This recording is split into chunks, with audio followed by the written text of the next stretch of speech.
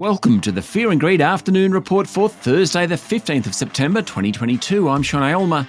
Every afternoon, we've got the 5 stories that happened today that you need to know about. Let's jump into it. Story number 1, the S&P ASX 200 had a much better day than the sell-off yesterday. It closed up 0.2% to 6,843 points.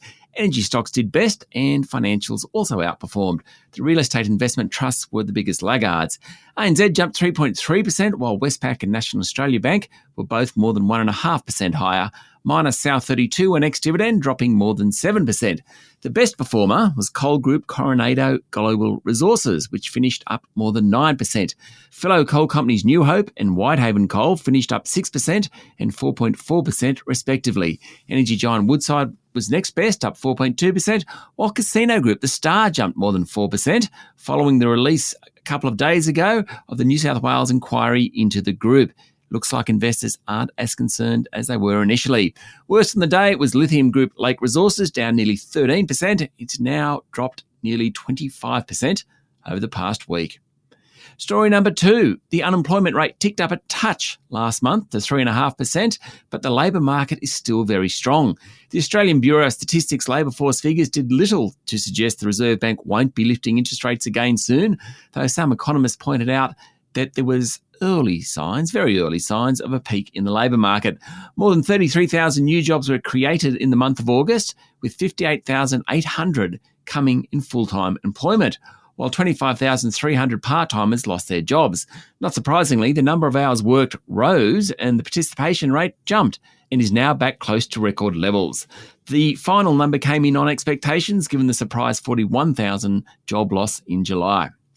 Story number 3, a third La Nina event in 3 years has been confirmed. And southeast Queensland, northern New South Wales and Western Sydney need to prepare for major flooding again this summer.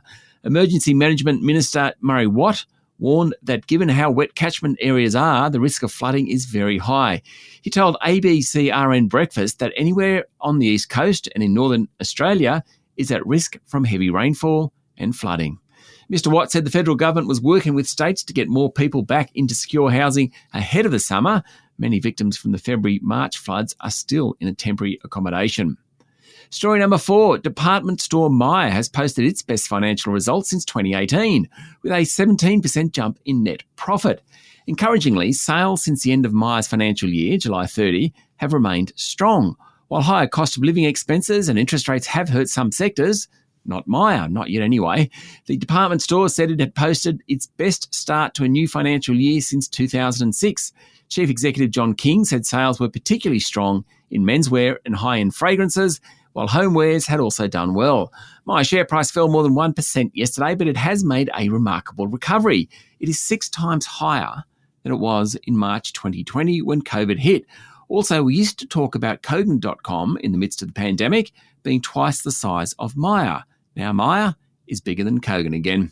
And story number 5, the merge is happening. What's the merge? It's one of the most significant changes in the cryptocurrency world ever, even though most people have heard nothing about it. And it's happening now. Literally. The merge is a revamp of Ethereum. One of the biggest problems with cryptos is they use enormous amounts of energy to undertake their ledger balancing on the blockchain. The merge will make Ethereum and its token, Ether, vastly more energy efficient because it won't need anywhere near as much computer power to undertake transactions. In fact, some are saying it will potentially need 99% less power. Incredible. In industry jargon, Ethereum is going from a proof of work mechanism to a proof of stake setup, and it's happening now. That's it for the afternoon report for Thursday, the 15th of September 2022. Michael Thompson and I will be back tomorrow morning for the Friday edition of Fear and Greed. I'm Sean Aylmer. Enjoy your evening.